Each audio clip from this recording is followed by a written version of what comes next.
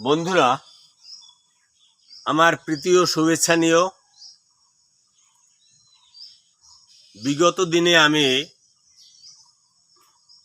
Noun সম্পর্কে, নাউনের প্রকারভেদ সম্পর্কে বিস্তারিত আলোচনা করেছি এবং এই নাউন দ্বারা ইংরেজিতে কিভাবে সেন্টেন্স তৈরি করা যায় এ ব্যাপারেও তোমাদের ধারণা দিয়েছি।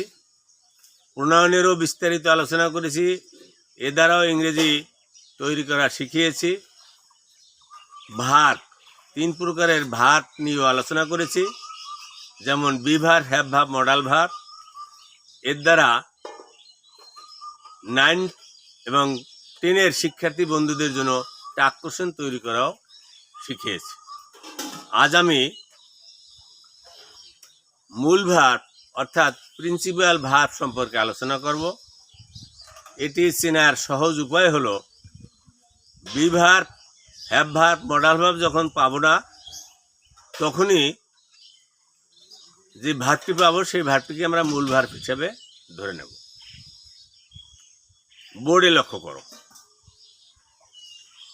V1, V2, V3।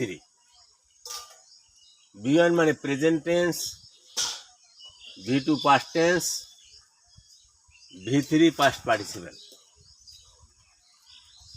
তাহলে want present tense, wanted past tense, wanted past participle.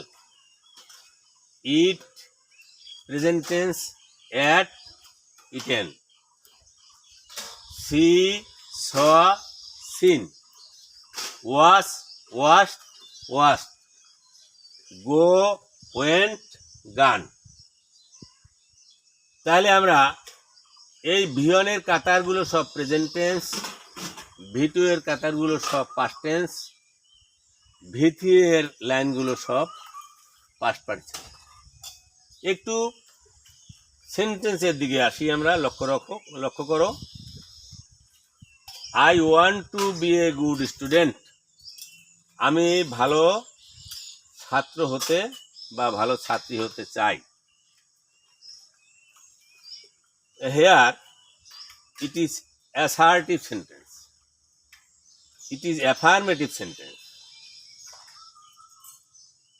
তো যদি অ্যাসার্টিভ এবং অ্যাফার্মেটিভ সেন্টেন্স হয়, তাহলে ভার্বের দিকে তাকাইয়ে আর টেন্সের দিকে তাকিয়ে আমরা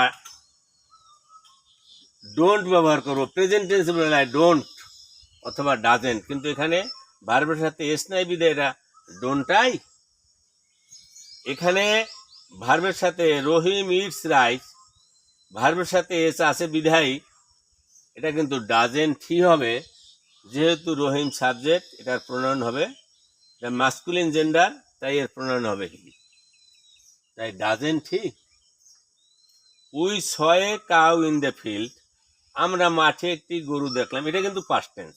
আগেই বলছি দেখো V2 এর ঘরে পড়েছে, অতএব এটা পাস্ট টেন্স, তাই ডিডেন্ট হবে। এবং অ্যাফার্মেটিভ হলে নেগেটিভ হবে, অতএব didn't we.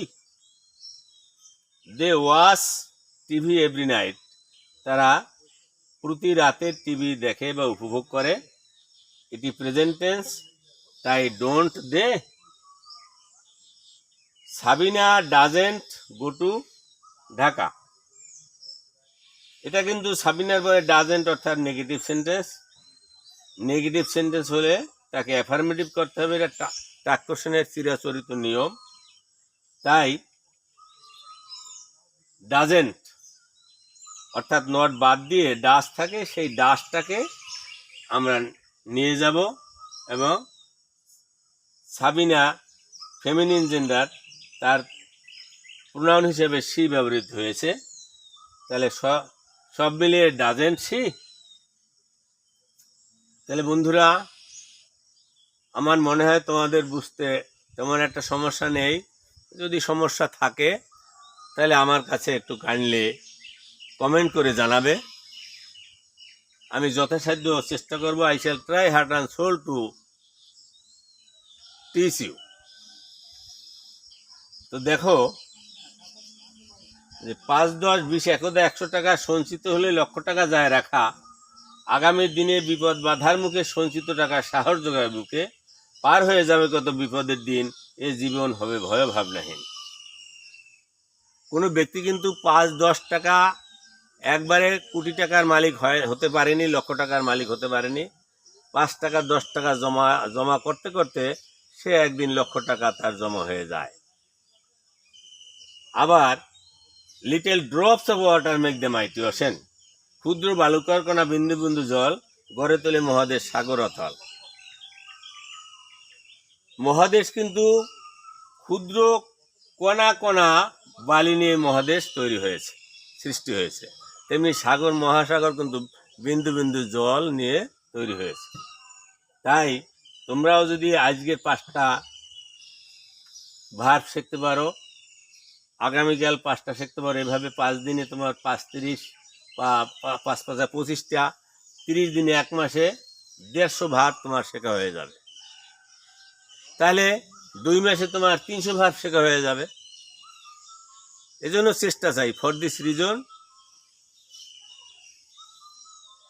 you will try heart and soul to teach, to acquire about verbs. তো আজান নাই বন্ধুরা, খুব ভালো থাকো, সুস্থ থাকো, এ কামনা করে এখানেই সমাপ্তি ঘোষণা করছি। ভালো থাকো সবাই।